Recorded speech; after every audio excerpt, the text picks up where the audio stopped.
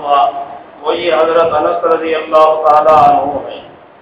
اولاد میں اللہ نے ایسی برکت عطا فرمائی، فرماتے ہیں کہ 120 اپنی اولاد کو اپنے ہاتھ سے دفن کر چکا ہوں، اور جب اپنی اولاد سب کو لے کر طواف کرنے کے لیے جاتے تھے پورا مطاف ان سے بھر جاتا تھا۔ اللہ تعالیٰ نے اولاد میں ایسی برکت عطا فرمائی، اور اللہ تعالیٰ نے ان کے مال میں ایسی برکت عطا فرمائی کہ دوسروں کے باغ میں سال بھر میں 1 دفعہ پھل آتا تھا، اور ان کے باغ میں سال بھر میں 2 دفعہ پھل آتا تھا۔ دوسروں کی بکریاں سال بھر میں 1 مرتبہ بچے جنتی تھیں، اور ان کی بکریاں سال بھر میں 2 مرتبہ بچے جنتی تھیں۔ اللہ تعالیٰ نے مال میں بھی ایسی برکت عطا فرمائی۔ اب ظاہر ہے کہ جو اپنی خدمت میں رہتا ہے اس کو مختلف موقعوں پر نصیحت اور وصیت بھی کی جاتی ہے۔ اس دوران کتنی نصیحتیں نبی اکرم صلی اللہ علیہ وسلم نے ان کو فرمائی ہوں گی۔ ایک نصیحت کا ذکر انہوں نے اس حدیث شریف میں فرمایا ہے کہ مجھ کو ایک مرتبہ حضرت نبی اکرم صلی اللہ علیہ وسلم نے نصیحت فرمائی، اور یہ فرمایا یا بنیا، اے پیارے بیٹے۔ اس سے معلوم ہو گیا کہ نصیحت کا انداز کیا ہونا چاہیے۔ حضرت نبی اکرم صلی اللہ علیہ وسلم نصیحت اپنے چھوٹوں کو کس طرح فرماتے تھے؟ بیٹا کہہ کے خطاب فرمایا، اور پیارا بیٹا، اے میرے پیارے بیٹے۔ ظاہر ہے کہ یہ خطاب کسی اجنبی غیر بچے سے بھی اگر کیا جائے گا اور اس کو پیارا بیٹا کہیں گے تو وہ کتنا مئو بن جائے گا اور ہر طرح آپ کی بات ماننے کے لیے تیار ہوگا۔ لیکن اگر اپنے بچے کو بھی کہیں گدھا، چمار، الو کا پٹھا، اپنا بیٹا بھی بات سننے کے لیے تیار نہیں ہوگا۔ ہم لوگوں کا حال یہی ہے کہ نصیحت کرتے ہوئے ہم ان چیزوں کا خیال نہیں رکھتے کہ کس انداز پر نصیحت کرنا چاہیے۔ حضرت نبی اکرم صلی اللہ علیہ وسلم کی ایک عادت شریفہ، آپ کا ایک طریقہ، ایک مبارک سنت لوگوں کے لیے باعث ہدایت ہے۔ ایک چیز اللہ تعالیٰ نے اپنے حبیب صلی اللہ علیہ وسلم کو وہ عطا فرمائی کہ اس کی مثال نہیں ملتی اس کے علاوہ۔ ایک چیز اللہ نے اپنے حبیب صلی اللہ علیہ وسلم کو بے مثال عطا فرمائی۔ ہر چیز آپ کی ایسی ہی تھی۔ نصیحت فرمانے کا انداز تو وہ ایسا عجیب و غریب، جب کسی کو نصیحت فرماتے پہلے اپنی محبت کا اظہار فرماتے، جیسے یہاں فرمایا اے پیارے بیٹے۔ کبھی فرماتے حضرت معاذ رضی اللہ عنہ کو نصیحت فرمائی، انی لأحبک یا معاذ، بے شک مجھے تم سے محبت ہے معاذ۔ اللہ کا لاڈلا پیغمبر، اللہ کا محبوب کسی کو کہے کہ مجھے تم سے محبت ہے تو اس کا کیا حال ہوگا؟ پہلے محبت کا اظہار فرمایا، مجھے تم سے محبت ہے، بے شک میں تم سے محبت کرتا ہوں۔ اور دیکھو ہر نماز کے بعد یہ دعا پڑھنا مت چھوڑنا، اللہم اعنی علی ذکرک و شکرک و حسن عبادتک۔ کبھی زبان سے محبت کا اظہار ہوتا اور کبھی اپنے عمل سے محبت کا اظہار ہوتا۔ محبت کا عمل سے اظہار، جس کو نصیحت فرما رہے ہیں اس کا ہاتھ اپنے ہاتھ میں لے لیا۔ اللہ کا لاڈلا پیغمبر کسی کے ہاتھ کو اپنے ہاتھ میں لے گا تو وہ کتنا خوش ہو جائے گا۔ عبداللہ بن مسعود رضی اللہ عنہ فرماتے ہیں، کفی بین کفی، مجھے میرے آقا صلی اللہ علیہ وسلم نے نصیحت فرمائی، تشہد سکھائی، اس حالت میں کہ میرا ہاتھ حضرت کے دونوں مبارک ہاتھوں کے درمیان میں تھا۔ میرے ہاتھ کو اپنے مبارک دونوں ہاتھوں میں لیے ہوئے تھے اللہ کے لاڈلے پیغمبر، تب مجھے نصیحت فرمائی اور مجھے تشہد کی تعلیم۔ کبھی کسی کو نصیحت فرمانا ہوتا تو اس کے کندھے پر اپنا دست مبارک رکھتے، اس کے بازو کو پکڑ لیتے، یہ تھا محبت کا اظہار۔ پھر اس کے بعد میں نصیحت فرماتے جو نصیحت فرمانا ہو۔ یہ نصیحت کا انداز ہی نبی اکرم صلی اللہ علیہ وسلم کا عجیب و غریب تھا، اور اس میں امت کو بتا دیا کہ نصیحت کس طرح ہونی چاہیے۔ اور نصیحت تو اصل میں ایک بیج کی طرح ہے، جیسے کھیت میں بیج ڈالا جاتا ہے اور جس کو نصیحت کی جاتی ہے اس کا علم مثل کھیت کے ہے۔ اگر کھیت میں بیج ڈالنا ہوتا ہے تو پہلے کھیت کو ہموار کرتے ہیں، اس میں کانٹے کٹیلے اینٹ روڑے پتھر ان کو نکالتے ہیں، ہل چلاتے ہیں، مٹی کو نرم کرتے ہیں، پھر اس کے بعد میں بیج ڈالتے ہیں۔ اب اس بیج کے جمنے کی توقع ہوتی ہے، اور اگر زمین کو ہموار کیے بغیر اینٹ روڑے آپ نے ہٹائے نہیں، اس میں سے آپ نے کانٹے کٹیلے نہیں نکالے، زمین کو نرم نہیں کیا، ہل نہیں چلایا، اگر ایسے ہی بیج ڈال دیا تو ظاہر ہے کہ اس بیج کے جمنے کی کوئی توقع نہیں، وہ بیج نہیں جمے گا، وہ تو سوکھ جائے گا، چڑیے سوکھ جائیں گی۔ بس یہی حال ہے، ہم آج کل جو نصیحت کرتے ہیں ہمارا حال یہی ہوتا ہے، چلتے جاتے کسی کو پکڑا اور اسے نصیحت کرنا شروع کر دی، کچھ تعلق کا اظہار بھی نہیں، محبت کا اظہار بھی نہیں، اور پہلے اپنے تعلق کا اظہار بھی نہیں کیا، بلکہ بعض دفعہ تو ہمارا چہرہ غصے سے سرخ ہوتا ہے اور چہرے کے اوپر گویا جیسے ہم دوسرے کو حقیر سمجھ رہے ہوں ایسا انداز ہوتا ہے، پھر اس کے بعد میں نصیحت کرتے ہیں تو اب وہ نصیحت کیسے قبول کرے گا؟ کوئی ہمارا ماتحت تھوڑا ہی ہے کہ نصیحت ایسے قبول کر لے گا۔ نصیحت تو قبول کی جاتی ہے محبت اور تعلق کی بنیاد پر، پہلے تعلق کا اظہار ہو، محبت کا اظہار ہو، پھر نصیحت قبول کی جاتی ہے۔ حضرت حسن حضرت حسین رضی اللہ تعالیٰ عنہما دونوں بھائی ایک دفعہ کسی جگہ گزرے، وہاں دیکھا مسجد میں ایک بڑے میاں ہیں وضو کر رہے ہیں اور وضو غلط طریقے سے کر رہے ہیں۔ اگر ان کو کہا جائے کہ بڑے میاں تم کو وضو کرنا نہیں آتا تو وہ تو ناراض ہو جائیں گے، یہ کل کے بچے اور ہمیں نصیحت کر رہے ہیں۔ اس لیے انہوں نے یہ طریقہ اختیار کیا کہ وہاں گئے، انہیں جا کر سلام کیا، مصافحہ کیا، اور جا کر کہا کہ دادا جان ہم دونوں بھائیوں میں اختلاف ہو رہا ہے وضو کے بارے میں، آپ ہمارے بڑے ہیں، ہم اپنا اپنا وضو کر کے آپ کو دکھاتے ہیں، جو ہماری غلطی ہو اس کی آپ اصلاح فرما دیجیے۔ بڑے میاں خوش ہو گئے، بڑے میاں کا اکرام کیا، ان کا احترام کیا۔ اب دونوں نے سنت کے مطابق اپنا اپنا وضو کر کے دکھایا۔ اب وہاں تو کوئی غلطی تھی نہیں، لیکن جب ہر ایک نے سنت کے مطابق وضو کر کے دکھایا تو ان کی اصلاح ہو گئی کہ سنت طریقہ کیا ہے۔ بڑے میاں بہت خوش ہوئے اور ان بچوں کو دعا دی اور دعا دے کر ان کو رخصت کیا۔ ایک نصیحت کا انداز یہ بھی ہے۔ اب ظاہر ہے کہ اگر اس طرح سنت کے مطابق نصیحت کی جائے گی تو اس کو کوئی برا نہیں مانے گا، اور اگر غلط طریقے سے نصیحت کی جائے گی تو اسے کوئی گوارا نہیں کرے گا۔ ہمارے یہاں ایک صاحب تھے، خود ہمارے عزیز ہوتے تھے، اذان بہت شوق سے دیتے تھے، بہت اچھی آواز تھی، لیکن کوئی عالم تو نہیں تھے، کچھ غلطی بھی ہو جاتی ہے، بڑے لوگ شوق سے اذان دیا کرتے تھے۔ بعض لوگوں کو نصیحت کرنے کا حیرہ ہوتا ہے، انہوں نے اذان دی اور اذان کے فوراً بعد ان کو ٹھوک دیا ناراض ہو کر، تمہاری اذان صحیح نہیں، یہ نہیں وہ نہیں۔ اب ان کو سب کے سامنے ایسی خفت طاری ہوئی کہ انہوں نے اذان کو کیا آئندہ انہوں نے نماز پڑھنا بھی چھوڑ دیا۔ ہوتے ہی نہیں، پھر کوشش کی جاتی تھی لیکن وہ نماز کے قریب نہیں آئے۔ اللہ تعالیٰ ان کی مغفرت فرمائے۔ لیکن یہ کیوں ہوا؟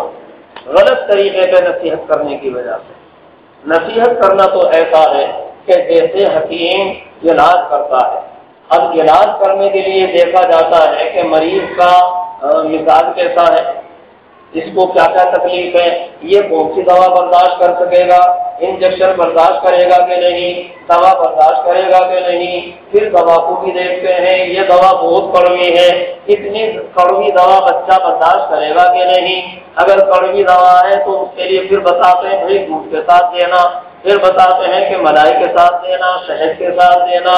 تاکہ اس کا جو کرواہٹ کا اثر ہے وہ ختم ہو جائے اور بچہ اور مریض اس کو برداشت کر سکے۔ اگر اس کی رعایت کیے بغیر کوئی ڈاکٹر کسی کو دوا دیتا ہے اور ایسے ہی کڑوی دوا دے دی اور اس کو دودھ نہیں بتایا، شہد نہیں بتایا، تو وہ کڑوی دوا برداشت نہیں کر سکے گا اور وہ اسے استعمال نہیں کر سکے گا، اس کو فائدہ نہیں ہوگا اور سمجھا جائے گا کہ یہ ڈاکٹر یہ حکیم ناقص ہے، یہ ماہر حکیم نہیں ہے، یہ علاج کرانے کے قابل نہیں ہے کہ یہ مریض کے علاج کی رعایت نہیں کرتا۔ اب ایک مثال، جیسے کوئی ڈاکٹر انجیکشن لگاتا ہے، اب انجیکشن لگانے سے پہلے بھی وہ اسپرٹ لگائے گا، اسپرٹ لگا کر پھر انجیکشن لگائے گا، پھر اس کے بعد میں اسپرٹ لگائے گا، تاکہ جو ہم انجیکشن لگا رہے ہیں اس کا غلط اثر نہ ہو جائے۔ اور اگر کوئی ڈاکٹر بغیر اسپرٹ لگائے ہوئے ایسے انجیکشن لگاتا ہے اور وہ انجیکشن اس کو نقصان کر جاتا ہے، تو ظاہر ہے کہ یہ ڈاکٹر مجرم ہوگا اور حاکم وقت اس کی جو اجازت ہے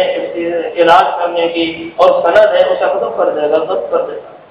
یہ ڈاکٹری کے قابل نہیں ہے، یہ علاج کرنے کے قابل نہیں ہے کہ علاج کس طرح کرنا چاہیے۔ بس اسی طرح نصیحت کرنے کا بھی انداز ہے۔ نصیحت کرنے سے پہلے سوچ لینا چاہیے کہ جو ہم یہ نصیحت کریں گے اس کا اثر کیا ہوگا۔ اگر لفظ سخت ہے تو اسے نرم کس طرح بنایا جائے، اور یہ ذرا کڑوی بات ہے تو اس میں میٹھے اجزا کس طرح ملائے جائیں۔ پہلے آدمی نرمی سے گفتگو کرے، محبت کے ساتھ گفتگو کرے، خندہ پیشانی سے مسکرا کے گفتگو کرے، پہلے اپنے تعلق کا اظہار کرے اور پھر اس کی جو خوبی ہے وہ خوبی بھی بیان کرے، پھر اس کے بعد میں نصیحت کرے۔ تو اب یہ نصیحت ہوگی تو انشاءاللہ یہ ایسا ہے کہ جیسے دودھ کے ساتھ یا شہد کے ساتھ آپ نے اس کو گولی دی ہے تو اب غلط اثر اس کے اوپر نہیں ہوگا۔ فائدے کی امید ہے لیکن غلط اثر کی امید نہیں ہے انشاءاللہ۔ بس نصیحت کرنے کا انداز بھی یہی ہونا چاہیے۔ اس کو حضرت نبی اکرم صلی اللہ علیہ وسلم نے اپنے طریقے میں بیان فرما دیا۔ ہم اپنے بچوں پہ یا تو نصیحت نہیں کریں گے اور کریں گے تو غلط طریقہ استعمال کریں گے، ڈنڈا لے کے پھر پڑیں گے، ان کے مزاج کو بھی نہیں سمجھیں گے، پہلے ان کی نگہداشت خود نہیں کریں گے، اور جب وہ غلط چیزوں میں مبتلا ہو گئے تو اب تو وہ بری عادت آسانی سے نہیں چھوٹتی، اب تو آہستہ آہستہ تدبیر کے ساتھ چھوٹے گی، اور تم ایک دم لے کے ڈنڈا پھر پڑو اور پھر کوئی اس کے لیے مزاج کی رعایت بھی نہ تو یہ صحیح طریقہ نہیں۔ تو یہ طریقہ بتا دیا کہ نصیحت کس طرح ہونی چاہیے،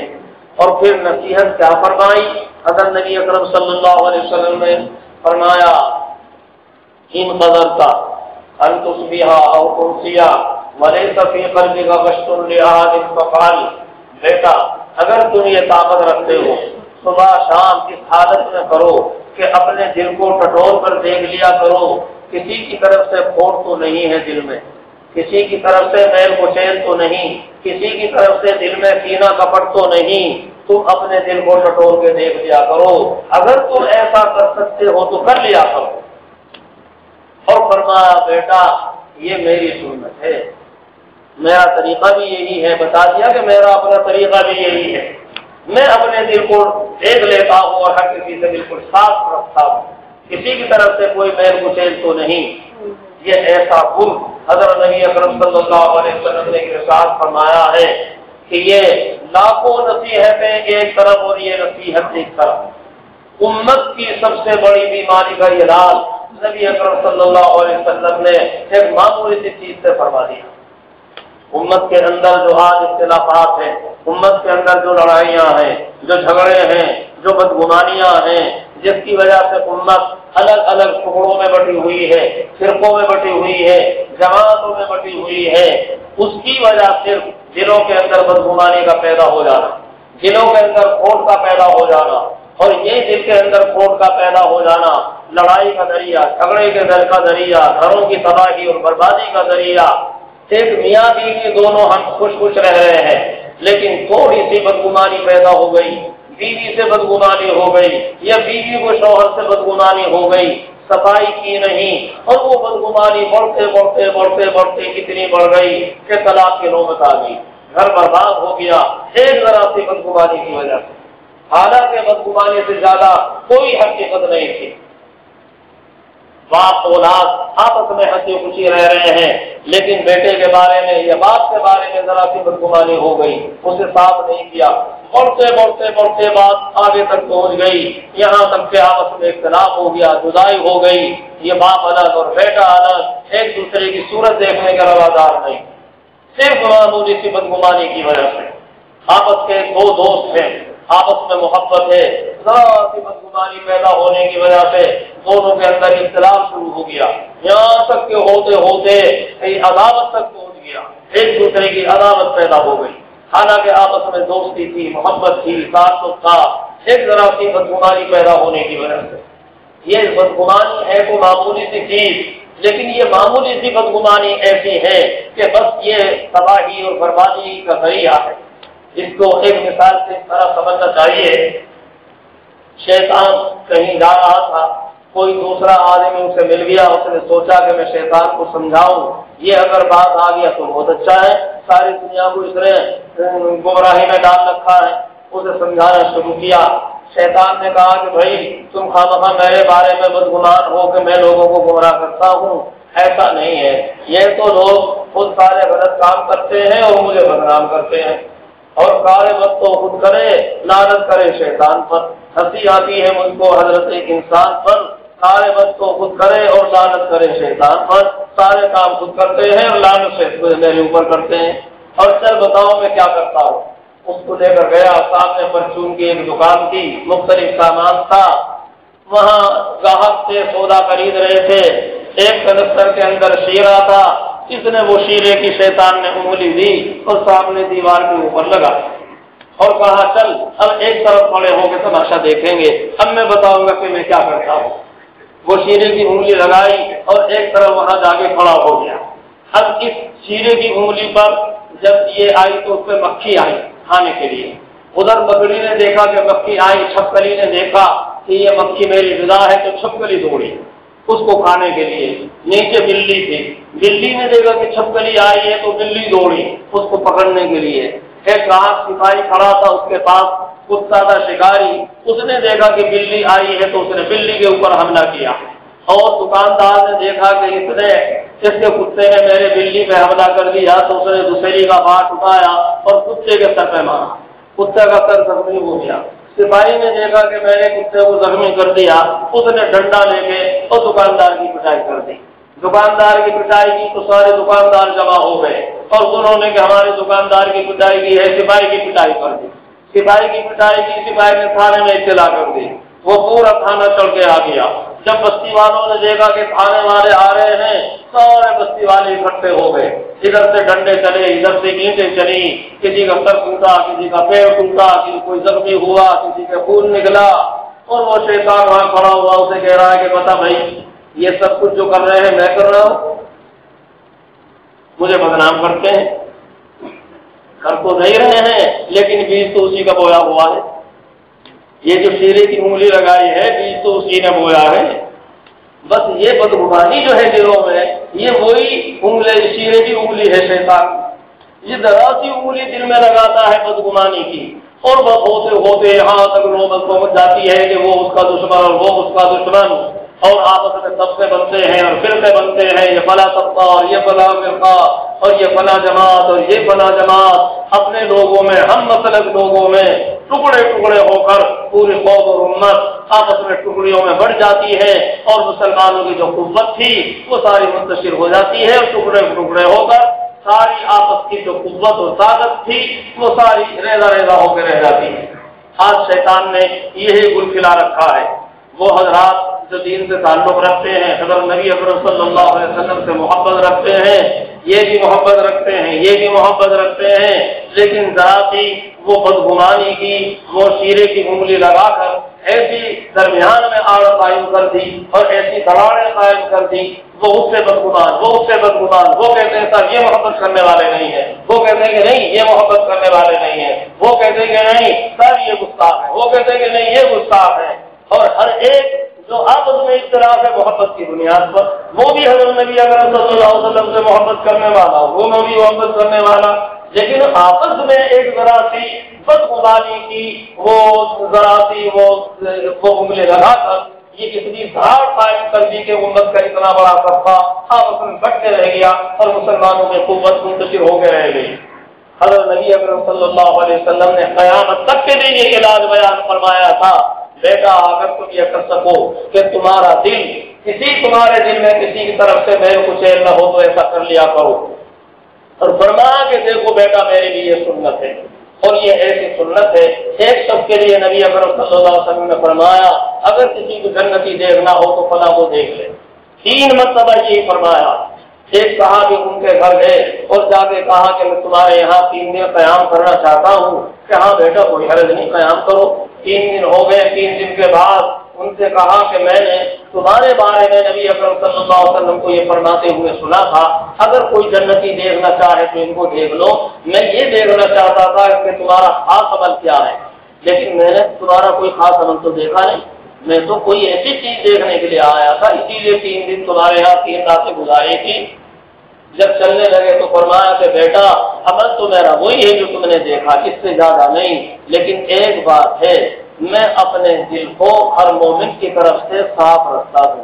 اپنے دل میں کسی کی طرف سے میل کچیل نہیں رکھتا۔ فرمایا کہ بس یہی چیز ہے جس کے لیے حضرت نبی اکرم صلی اللہ علیہ وسلم نے فرمایا اگر کوئی جنتی دیکھنا چاہے تو اس کو دیکھے۔ اکابر رحم اللہ اور مشائخ اولیاء کرام، ان کا ایک خاص انداز ہوتا ہے، وہ فرماتے ہیں اپنی حالت کے بارے میں، آئینہ ماں آئینہ تو آئینہ داشتن کفرت در طریقت ماں کینہ در سینہ داشتن۔ مشائخ رحم اللہ اور اولیاء اللہ اپنا طریقہ بیان فرماتے ہیں کہ ہمارا طریقہ تو یہ ہے کہ ہمارا یہ طریقہ ہے کہ اپنے دل کو مثل آئینے کے صاف رکھتے ہیں، اپنے دل میں کسی کی طرف سے کوئی غبار نہیں رکھتے، جیسے آئینہ اپنے اندر غبار برداشت نہیں کرتا، اسی طرح ہمارا دل ہوتا ہے کہ ہم اپنے دل میں کسی کی طرف سے غبار نہیں رکھتے۔ اور فرمایا کفرن در طریقت ما کینہ در سینہ داشتن، ہم تو دل میں کسی کی طرف سے کینہ رکھنا کفر سمجھتے ہیں، ہمارے طریقے میں دل میں کسی مومن سے کینہ رکھنا کفر کے درجے کی چیز ہے۔ بہرحال ارشاد فرمایا نبی اکرم صلی اللہ علیہ وسلم نے کہ اگر ایسا کر سکو تو ایسا کر لیا کرو کہ اپنے دل کو ٹٹول کے دیکھ لیا کرو۔ اگر امت کسی سنت پر عمل کرنے والی بن جائے، پوری امت کا جو اختلاف ہے ختم ہو جائے اور ایک پلیٹ فارم پر پوری امت جمع ہو جائے۔ اور آج ہندوستان میں مسلمان اتنی بڑی تعداد میں ہونے کے باوجود لیکن مختلف فرقوں میں بٹا ہوا ہونے کی وجہ سے بالکل بے اثر، بے وزن، کوئی قیمت نہیں، کوئی اثر نہیں۔ دوسری چھوٹی چھوٹی جماعتیں آپس میں اتفاق ہونے کی وجہ سے آج وہ حکومتوں کے قابل ہیں۔ مسلمان اتنی بڑی تعداد میں ہونے کے باوجود اور آپس میں ٹکڑیوں میں بٹے ہوئے ہونے کی وجہ سے بے اثر ہے، کوئی قوت نہیں، کوئی طاقت نہیں، جس طرح چاہے ظلم کیا جائے، جس طرح چاہے ان کو جو چاہے کر لیا جائے، کوئی پرسان حال نہیں، کیونکہ ہم نے اپنے حبیب پاک صلی اللہ علیہ وسلم کی سنت کو چھوڑ دیا۔ اسی ایک سنت پر امت عمل کر لے تو تمام مسائل حل ہو جائیں۔ اور پھر ارشاد فرمایا حضرت نبی اکرم صلی اللہ علیہ وسلم نے ایک خاص چیز بیان فرمائی جو بالکل مر مٹنے کی چیز ہے، امت مر مٹے اس چیز پر جو حضرت آقا مدنی صلی اللہ علیہ وسلم نے ارشاد فرمایا ہے، فرمایا من احب سنتی فقد احبنی۔ مجھ سے محبت کے دعوے دار تو بہت ہیں، ہر آدمی محبت کا دعویٰ کرتا ہے، اور کیوں نہ ہو حضرت نبی اکرم صلی اللہ علیہ وسلم کی محبت ایمان کی شرط ہے، ایمان کے لیے لازم ہے، بغیر محبت کے نبی اکرم صلی اللہ علیہ وسلم کی کسی کا ایمان کامل نہیں ہو سکتا۔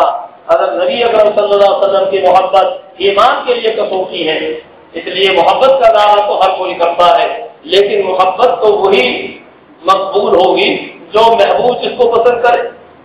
ہم محبت کا دعویٰ کریں، دعویٰ کرنا تو کافی نہیں، محبوب کہے کہ ہاں یہ ہم سے محبت کرنے والا ہے، تبھی تو محبت کا اعتبار ہوگا۔ تو حضرت نبی اکرم صلی اللہ علیہ وسلم جس کو فرمائے کہ یہ ہم سے محبت کرنے والا ہے، وہی محبت تو معتبر ہوگی۔ اس لیے حضرت نبی اکرم صلی اللہ علیہ وسلم نے فرمایا کہ ہمارے نزدیک کس کی محبت معتبر ہے؟ من احب سنتی فقد احبنی، میری سنت سے محبت کرنا یہ مجھ سے محبت کی نشانی ہے۔ اگر کوئی میری سنت سے محبت کرتا ہے، میرا طریقہ اور میری ہر چیز، میری سنت، میری ایک ادا جو اس کو اختیار کرتا ہے وہ مجھ سے محبت کرنے والا ہے۔ بتا دیا اپنی محبت کی نشانی بتا دی، من احب سنت۔ اگر نبی اکرم صلی اللہ علیہ وسلم کی مبارک سنت، اپنی صورت، اپنی شکل، اپنا لباس، کھانا پینا، اٹھنا بیٹھنا، تجارت، زراعت، بیاہ شادی، ختنہ، عقیقہ، یہ دیکھنے کے بجائے کہ قوم کس طرح کرتی ہے، یہ دیکھنے کے بجائے کہ دنیا والے کس طرح کرتے ہیں، ہر چیز میں دیکھیں کہ آقا نامدار صلی اللہ علیہ وسلم کا طریقہ کیا تھا اور اس طریقے کے مطابق اس کو اختیار کریں، اپنی زندگی میں لائیں اور ان طریقوں کو دنیا میں پھیلائیں اور دنیا میں پھیلانے کا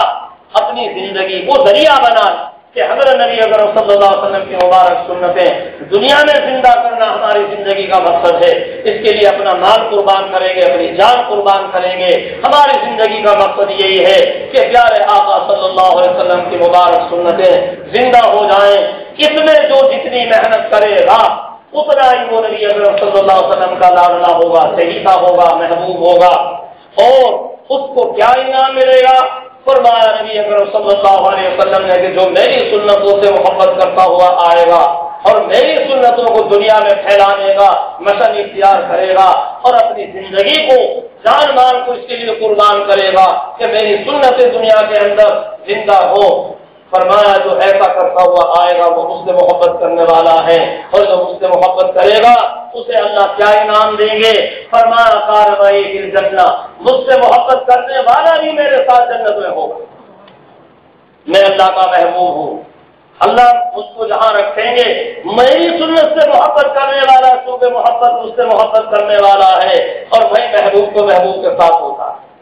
दुनिया में भी जिसको जिससे मोहब्बत है उसके साथ रहता है, आखिरत में भी जो जिससे मोहब्बत करने वाला होगा दुनिया में, अल्लाह ताला आखिरत में उनको उनके साथ जमा फरमा देंगे। ये मुझसे मोहब्बत करने वाले जन्नत में मेरे साथी होंगे। बस एक चीज है कि जिसने सहाबा रज़ियल्लाहु ताला अजमईन को बेचैन कर दिया, यही चीज है जिसने औलिया किराम को बेचैन कर दिया, और उन्होंने अपनी जिंदगी का मकसद मारो माल जमा, मारो मसाल जमा करना, दौलत को जमा करना, इसको नहीं बनाया, बल्कि उन्होंने अपनी जिंदगी का मकसद बनाया प्यारे आका सल्लल्लाहु अलैहि वसल्लम की मुबारक सुन्नतों को इख्तियार करना और उनको दुनिया में फैलाना। जिस मकसद के लिए अल्लाह के लाडले पैगंबर दुनिया में आए थे, जो आपकी जिंदगी का मकसद था वो हमारी जिंदगी का मकसद है, जो आपका फिक्र था वो हमारा फिक्र है, जो आपका मिशन था वो हमारा मिशन है। जो इसके ऊपर अपनी जिंदगी गुजारेगा, आप उसका क्या दर्जा होगा अल्लाह ताला के यहाँ और हज़रत नबी अकरम सल्लल्लाहु अलैहि वसल्लम के यहाँ, उसका कोई क्या अंदाजा लगा सकता है? बस ये समझो बादशाह का इख्तियार है, उसके ऊपर हमले हो रहे हैं। ऐसे वक्त में कुछ तो वो लोग हैं जो बादशाह के सामने दस्तरखान में बैठे हैं और हर वक्त जी हुजूर कर रहे हैं, और एक वो वक्त है कि नौजवान खड़े होते हैं कि अच्छा बादशाह के किले पे हमला हो रहा है, वो अपनी जान की बाजी लगाकर दुश्मन के मुकाबले में जाकर डट जाते हैं कि हम इस किले पे हमला नहीं होने देंगे और इस किले की हिफाजत करेंगे। आप कुछ बताओ, वो खादिम जो बादशाह के बराबर बैठा हुआ है और बादशाह की ज़ियारत कर रहा है, बादशाह के नजदीक वो ज्यादा मुकर्रब होगा, या ऐसे वक्त में किले की हिफाजत करने वाला अपनी जान की बाजी लगाकर दुश्मन के मुकाबले में जाकर डट जाए, वो ज्यादा बादशाह के नजदीक पसंदीदा होगा? यकीनन जो किले की हिफाजत करेगा, बादशाह के नजदीक उसका जो मकाम होगा, उसकी अपनी औलाद का भी वो मकाम नहीं होगा। बस ये समझो नबी अकरम सल्लल्लाहु अलैहि वसल्लम अपनी मुबारक सुन्नतों का, अपने दीन का एक बेहतरीन किला ताबीर फरमा कर गए, और आज दुनिया के लोग दुश्मनाने इस्लाम उसको तोड़ने की कोशिश कर रहे हैं, उसको ढाने की कोशिश कर रहे हैं, उसको मिटाने की कोशिश कर रहे हैं। ऐसी हालत के अंदर जो आदमी अपनी जिंदगी का मकसद उस सुन्नतों के किले की हिफाजत को बनाएगा, इस्लाम के किले की हिफाजत को अपनी जिंदगी का मकसद बनाएगा और इसके लिए अपना जान और माल कुर्बान करेगा, अल्लाह ताला का यहाँ वो लाडला होगा और नबी अकरम सल्लल्लाहु अलैहि वसल्लम का मुकर्रब होगा, और जन्नत में नबी अकरम सल्लल्लाहु अलैहि वसल्लम का वो साथी बनेगा। इसके लिए सहाबा रज़ियल्लाहु अजमईन ने अपनी जिंदगियों को कुर्बान किया, हज़रात औलिया किराम ने अपनी जिंदगी को कुर्बान किया। एक अल्लाह के वली की तारीख उठा कर देखो, सना हजरत हमारे हजरत ख्वाजा मोइनुद्दीन चिश्ती अजमेरी रहमतुल्लाह अलैह, 90 लाख लोगों ने उनके हाथ के ऊपर कलमा पढ़ा। किस तरह उन्होंने दीन की खिदमत की होगी और किस तरह अल्लाह के लाडले पैगंबर उनसे खुश होंगे, इसी तरह और दूसरे औलिया किराम का हाल है। बस भाई हम भी अगर अल्लाह की खुशनुदी चाहते हैं, हज़रत नबी अकरम सल्लल्लाहु अलैहि वसल्लम की खुशनुदी चाहते हैं, तो जरूरी है कि नबी अकरम सल्लल्लाहु अलैहि वसल्लम की एक मुबारक सुन्नत को इख्तियार करें और आपकी मुबारक सुन्नतों को दुनिया में फैलाने का अपनी जिंदगी का मकसद बनाएं। सुन्नतों पर अमल करेंगे, उन सुन्नतों को दुनिया में फैलाएंगे। सूरत, शक्ल, हर एतबार से नबी अकरम सल्लल्लाहु अलैहि वसल्लम की मुशाबहत लेकर जाएंगे, ताकि कल को क़यामत में कह सके तेरे महबूब की यारब शबाहत लेके आया हूँ, तेरे महबूब की यारब शबाहत लेके आया हूँ, हकीकत इसको तू कर दे, मैं सूरत लेके आया हूँ। हे परवरदिगार, तेरे महबूब की सूरत लेके आया हूँ। बस मेरे इख्तियार में तो इतना था, अल्लाह को यकीनन प्यार आएगा और अल्लाह ताला बख्शेंगे और रवा देंगे। इसलिए हम ये तहिया कर ले कि आज से हज़रत नबी अकरम सल्लल्लाहु अलैहि वसल्लम की मुबारक सुन्नतों को अपने चेहरों पर सजाएंगे, अपने जिस्म पर सजाएंगे, अपनी जिंदगी में लाएंगे, अपने घरों में लाएंगे, बाजारों में लाएंगे, बिया शादियों में लाएंगे और आपकी मुबारक सुन्नतों को दुनिया में फैलाने के लिए हम अपना जान माल सब कुछ कुर्बान करेंगे और इसको अपनी जिंदगी का मकसद बनाएंगे। अल्लाह ताला हम सबको सही अमल करने की तौफीक अता फरमाए। व आखिरु दावाना अनिल हम्दुलिल्लाहि रब्बिल आलमीन।